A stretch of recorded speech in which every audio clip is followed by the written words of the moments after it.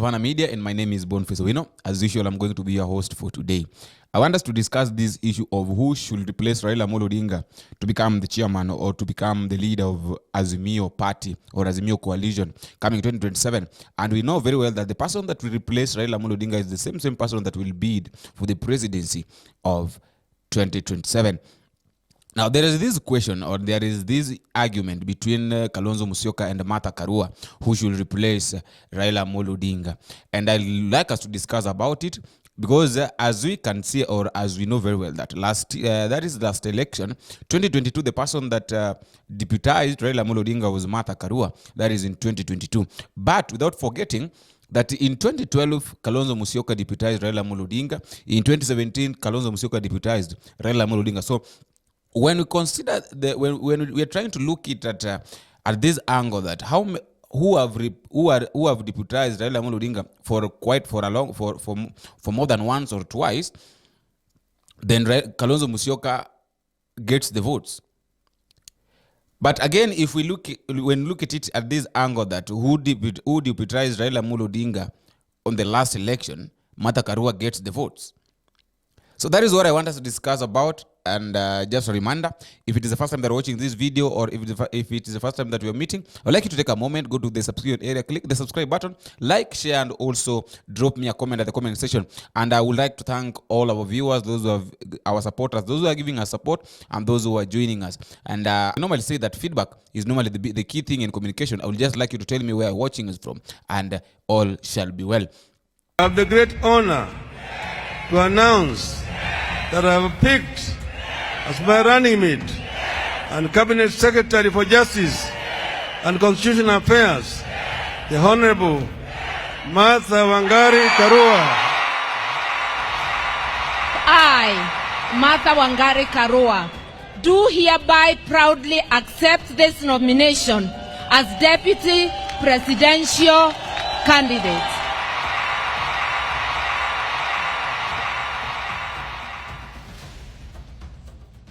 Jamaa ana moyo, jamaa ana ukakamavu, jamaa ni mtu ambaye unaweza kumwamini. Yeye ni mtu mwaminifu, yeye tena ni mtu Mkristo, yeye ni mtu ana tabia ya ungingwana, ana upendo kabisa. Juzi nilisikia kama now jumping into our topic, or jumping into what I want us to discuss, there is this thing that the NAC people, that is Martha Karua's party, they're really arguing, and they are saying that they feel like the person who should replace Raila Odinga should be Martha Karua. Why? Because they're saying that first, she's a woman. The second, she's the person who deputized Raila Odinga in the last election. So she knows more about Kenya more than Kalonzo Musyoka or any other person. But now this is my argument. I don't want to argue, but this is my in case I was asked, or in my own opinion, I think that Martha Karua is not fit to replace Raila Odinga. That is according to me. According to me, I'm saying that Martha Karua is not fit. Between Kalonzo Musyoka and Martha Karua, Kalonzo is more fit to replace Raila Odinga. The reasons as why I'm saying this. Reason number one. Let us look at it during the last election. How many NAC members, or how many NAC people were elected to be in parliament? Because there's no way Martha Karua, we can say that Martha Karua is going to be elected to become the Azimio leader, yet she doesn't have any other person to support her. Like let's say, for instance, when you go to the parliament, NAC has got no any member of parliament. When you go to the Senate, NAC has got no any member of the Senate. And when you go to the governorship, NAC has got no anybody in the governorship. So it means that Martha Karua is just Martha Karua. She doesn't have anybody who can support her. She doesn't have anybody who can give her any information what is happening in the parliament or in the Senate. Unlike when you talk about Kalonzo, unlike Kalonzo Musyoka, I just want us to reason. When you look at Kalonzo at least has got one or two people that are either in the parliament or in the Senate. So when you talk about Kalonzo Musyoka being the leader or being the Azimio la Umoja coalition leader, at least he has someone who can come and inform him and tell him that it is like these are the things that are being arranged, and I think we should do this. Just like Raila normally do. Raila has got people in parliament. Raila has got people like Babu Wino. They bring people like Junet Mohammed. They bring information and tell him that Baba, it is like these are the things that are supposed to be done, and in the parliament these are the things that have been said. So they give leakage. And when we go to the Senate, we have got people like Sifuna. The governorship, we have got a lot of governors from Azimio. We have got people like James Orengo, a lot of them. People like Simbarati, a lot of them. So coming back to this issue of Martha Karua being the principal of Azimio, it's going to be very difficult and she's going to find it very, very difficult. More so, whenever she calls a meeting, or whenever she wants to hold a meeting that involves all the coalitions, all the parties that makes an Azimio coalition, that is ODM, WIPA, and all that, NAC, all that. Because there's no way you can lead people, yet you don't have even one person that can listen to you. Okay, we know that they can give him a listening ear, but can they concur with what she says? Because one thing they look at, okay, do you have anybody that in your house, what do you have? Like literally, what do you have? That is number one. Number one thing is that Martha Karua has got nobody that she can say that, okay, this person was elected because of my party. And these are the people that are produced as NAC party during the 2022 general election. Number two is that looking at the last election, that is in 2022, Martha Karua, okay, she was appointed to deputize Raila Amolo Odinga, with bearing in mind that when we give Martha Karua a position, we will take the people of the mountain and we'll bring the people of the mountain close to us, and even the women, because there was a feeling that women, there is a power that empowers women, and women are being empowered by a fellow woman. So when Martha Karua was brought on board, there was this ability, or there was this thought that the people or the leaders or the women will follow Martha Karua and where she is. And that is why Azimio gave Martha Karua first priority to become the deputy of Raila Amolo Odinga, hoping that she will be the deputy president. But now things stand upside down. When Martha Karua failed even in her own home area. That is number two. The second thing is that there is nothing that Martha Karua brought. Let us not lie to each other. Everybody knows very well that during the last election, Martha Karua was brought on board having in mind, the people of Azimio having in mind that she'll bring something, a lot of things, but she ended up bringing nothing. So that is another challenge that can make Martha Karua, is automatically a very difficult issue to make Martha Karua become the deputy, to become the chairman or principal of Azimio la Umoja.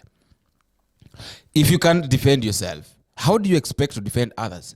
If you can't produce something by yourself, for yourself. And I was following the lecture, the last election, and I came to realize that even in her own village area, I don't know if she got 3 votes.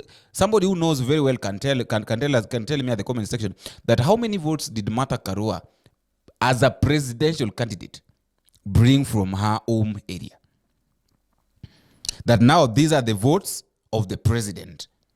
We've voted and we've garnered 3,000 votes from our area because Martha Karua is going to be the deputy president. Now we vote for Raila Amolo Odinga because we know very well that after voting for Raila Amolo Odinga, we've already voted for our sister.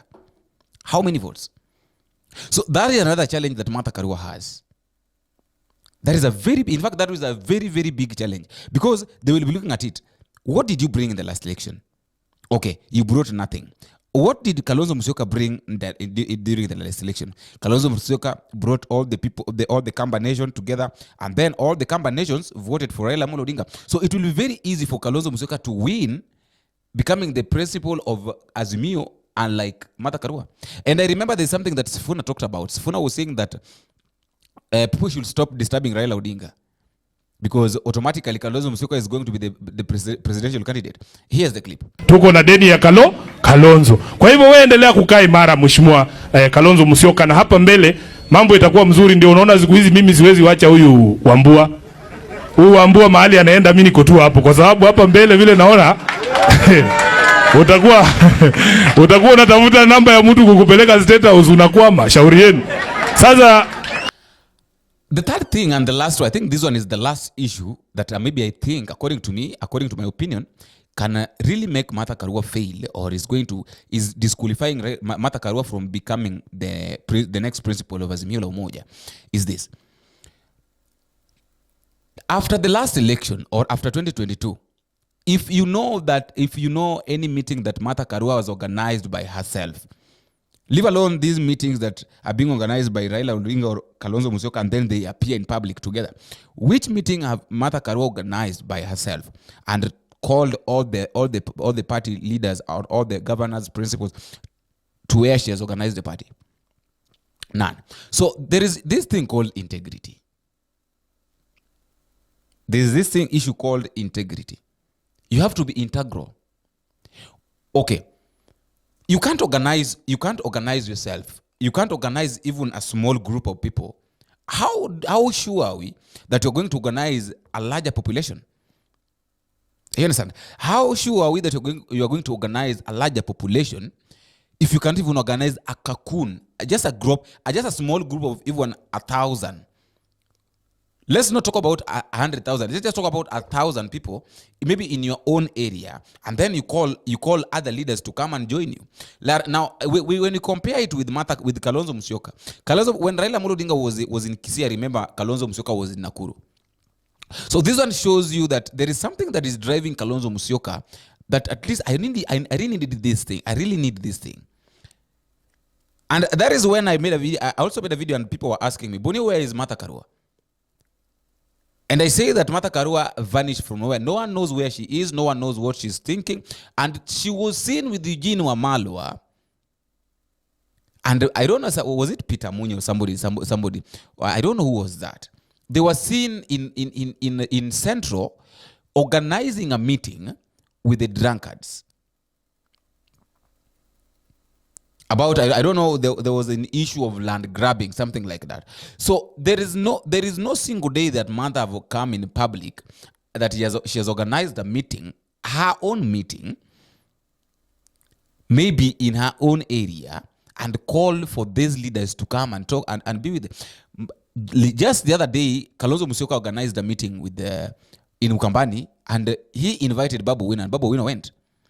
And then at the same time, he also organized another meeting with Sifuna, in which all the leaders were present. So there is no, in short, I'm trying to say that there is no single day that Martha Karua has appeared in public, single.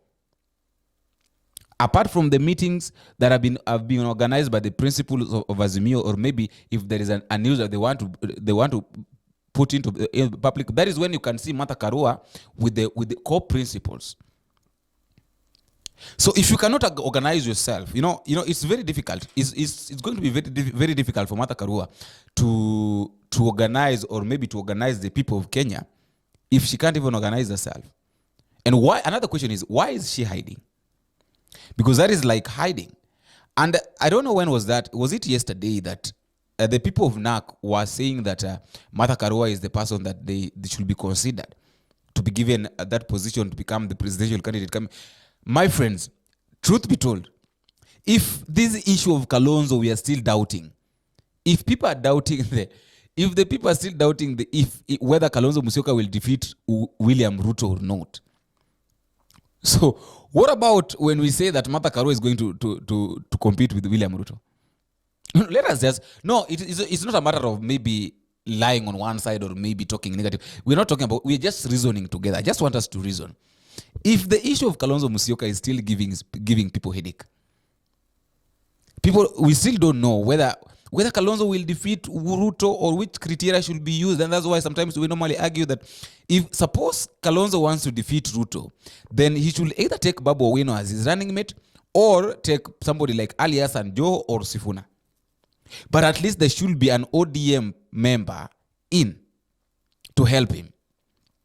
So, so let's take for instance, we've decided that, okay, let Martha Karua be the presidential candidate and then Kalonzo deputize him without any member, any ODM. Let me tell you something. I really need all of us to understand that in the coming government, if Azimio la Umoja wants to succeed, truth be told, if Azimio la Umoja wants to succeed, whether they appoint Kalonzo Musyoka to be the presidential candidate or they put Martha Karua to be the presidential candidate, there is something that they need to do. There must be an Azimio, there must be an ODM member who will be a deputy. Failure to do that will be defeated very early in the morning. The people, Azimio la Umoja will be defeated very early in the morning. So that is the only criteria that they must use. And to do that, we also have they also have to look at somebody who has got a say, someone who is strong, who can come out in public and speak by himself or herself, can organize a meeting and call other people to come and join him or her. Something that Kalonzo Musyoka has been doing. We've not seen that with Martha Karua. So that is just my thought. I also want to give you time at the comment section so that you can also tell me what you're thinking. Do you think Martha Karua is able or is in a position to replace Raila Odinga to become the next presidential candidate of Azimio coalition? Or Kalonzo Musyoka should be the presidential candidate coming 2027 in case the Azimio la Umoja wants to defeat William Ruto, as they say? And I would like us to meet at the next in the next video if it is possible. I've been your host, Boniface Owino. Bye-bye.